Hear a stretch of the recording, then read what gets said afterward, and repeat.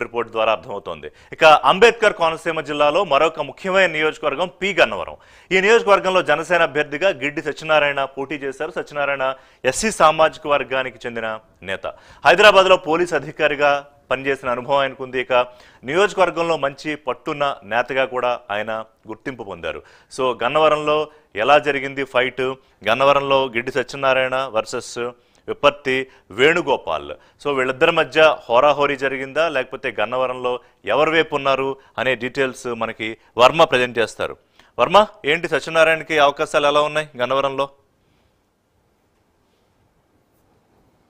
Rishi, P Gannavaram నియోజకవర్గం ఒక SC reserve నియోజకవర్గం కావడం ముఖ్యంగా ఇక్కడ జనసేన తరపున అది ఖాతాలో పి గన్నవరం నియోజకవర్గం కూడా జనసేన ఖాతాలోకి రావడం, దానిలో భాగంగానే గిడ్డి సత్యనారాయణ అభ్యర్థిగా నిలబెట్టడం. ఆయన తెలంగాణ పోలీస్ శాఖకు సంబంధించి సేవలు అందించిన తర్వాత తన సొంత గ్రామం పి గన్నవరం నియోజకవర్గం ఊడిముడిలంక. ఆ ఊడిముడిలంక గ్రామస్తుడు కావడంతో పూర్తిగా కూడా ఆ నియోజకవర్గాలతో బంధుత్వాలు ఉన్నాయి.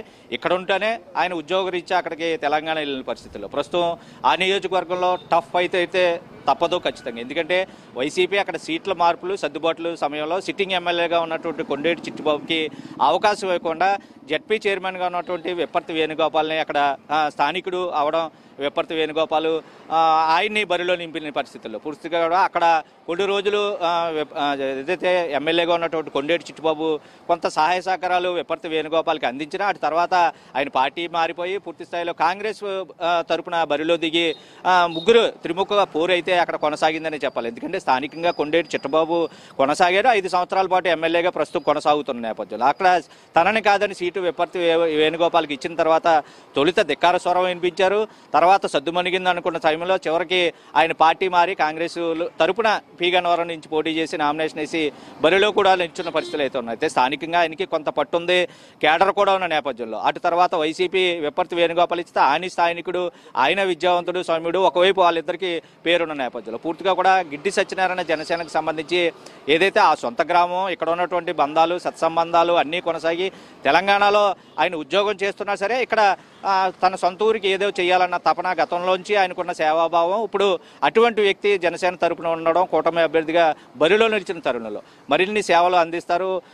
పూర్తిగా కూడా నియోజకవర్గానికి ఎప్పటి నుంచో ప్రధానంగా ఉన్నటువంటి ఊడిముళ్ళంక వంతెనకి సంబంధించి గడిచిన 30 ఏళ్ల నుంచి ఆ వంతెన ప్రతి వాళ్ళు శంకుస్థాపన చేయడం తప్ప వంతెన నిర్మాణం చేసిన దాఖలాలు అయితే లేవు. దాన్ని ప్రధాన అంశంగానే అక్కడ నియోజకవర్గ అభివృద్ధి లేదంటే లోటత్తు ప్రాంతాలు, పి గన్నవరం అంటే వరదల్లో తొలిసారిగా మునిగిపోయే ప్రాంతం, అక్కడ కరకట్లు కానీ ఏటుగట్లు కానీ వీటన్నిటికి సంబంధించి ఒక ప్రధానంగా వాటిని కాజువేలు కూడా ఎక్కువగా ఉంటాయి. నడిచెళ్లే పరిస్థితులు, కొట్టుకుపోయే మరణాలు కూడా సంభవిస్తున్న పరిస్థితులు ఉంటాయి.